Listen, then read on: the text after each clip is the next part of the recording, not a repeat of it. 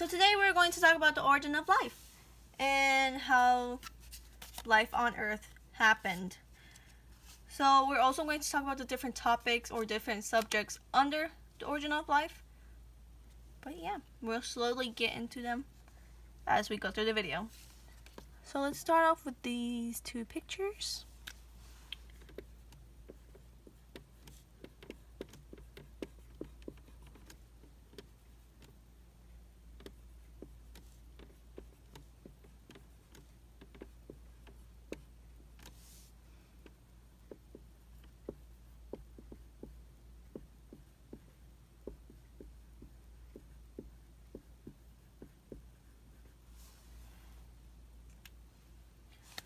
So the reason I am starting off with these two pictures is, as you can see, this caption says once Earth was created, and this one says 3.9 billion years later.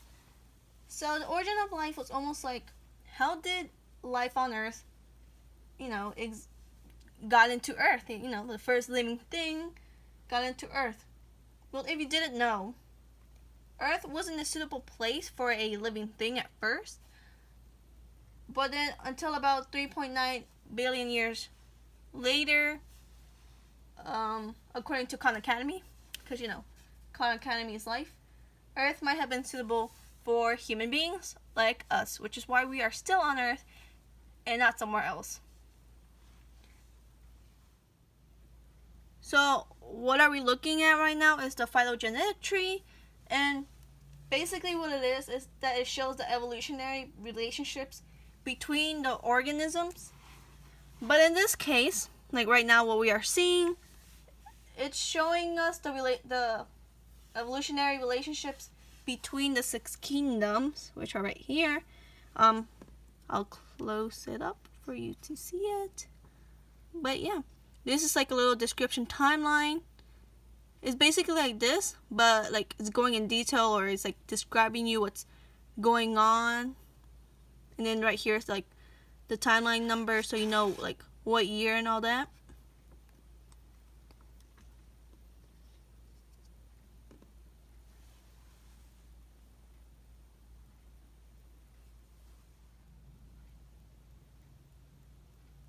So this is an example question of phylogenetic tree that I found online.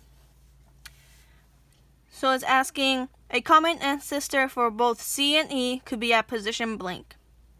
These are our answer choices we have. A is 2, B is 5, C is 1, and D is 4.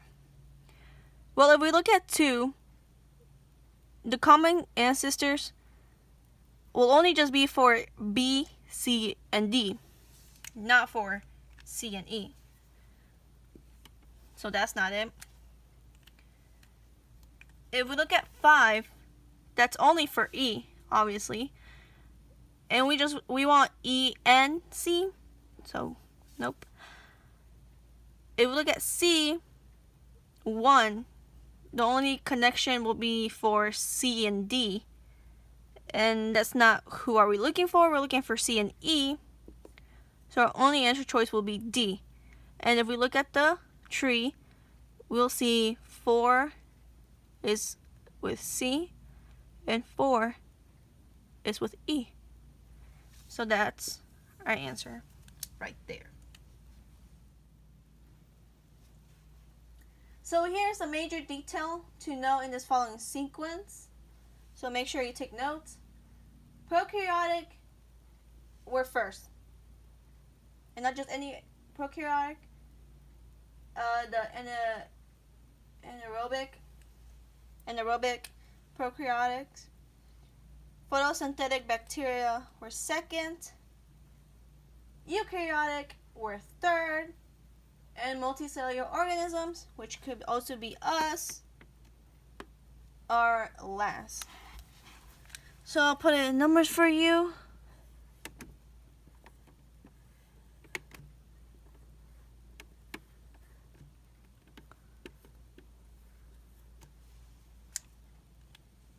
This could be a question on a quiz or a test, and it might ask you for like what the order was, and this is the order. It's a major detail, by the way. this is a sequence you should remember, or it's important that you should try to remember at least.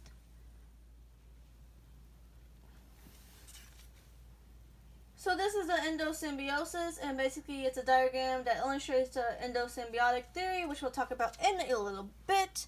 But as you can see, it's going to show you how the aerobic organisms evolve from a close association between prokaryotic.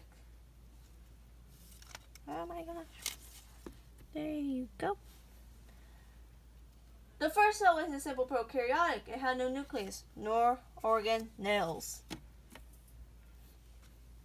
As the membrane folded inwards, the endometrium created a structure which enclosed the DNA. This was the nucleus. It also had a membrane system throughout.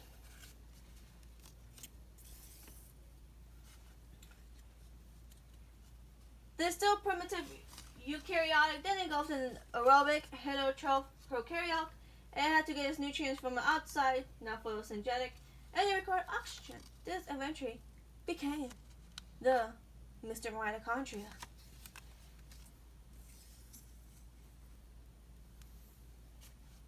This is where some divergence occurred. Some of the cells had already engulfed the aerobic prokaryotic, then went on to engulf a photosynthetic prokaryote. This is called a plastic in the diagram, but we know it as chloroplast. So now we're going to talk about the theory that I said, and yeah.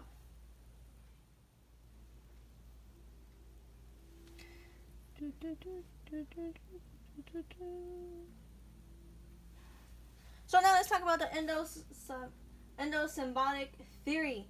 This is basically where it said that both mitochondria and chloroplasts have their own DNA, their own ribosomes, more closely resembled bacterial ribosomes. They had the ability to reproduce independent from the cell. Boop, let me move this to the side.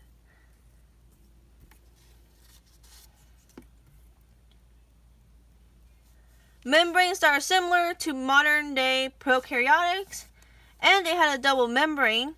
The inner membrane belonged to the original prokaryotic, the outer membrane originating from the membrane of the cell that engulfed it.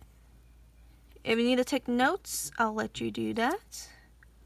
Let me just move this to the side where you can see everything. Please take notes as you wish.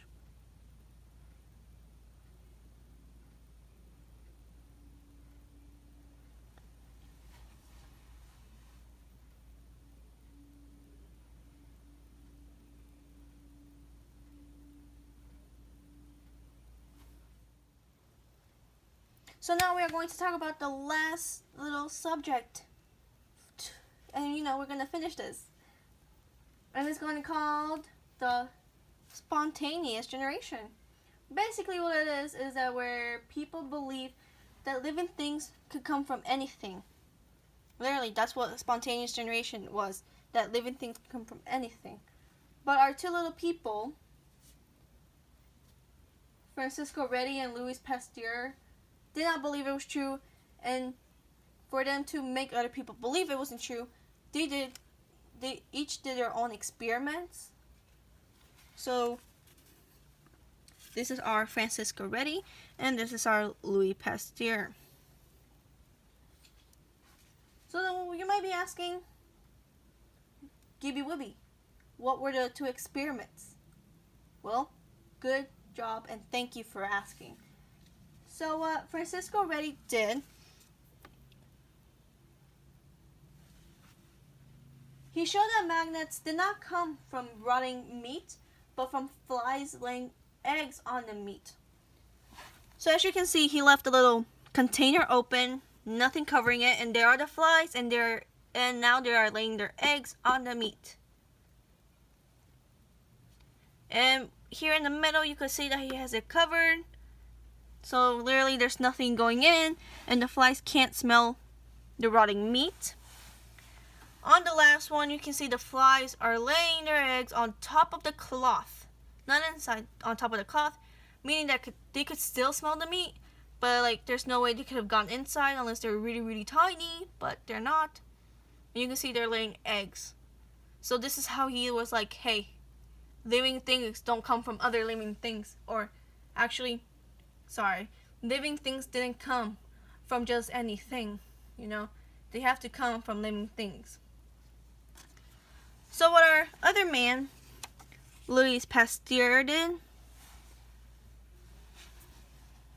he showed that bacteria would not appear in broth, and that this is not exposed to the dust and the air.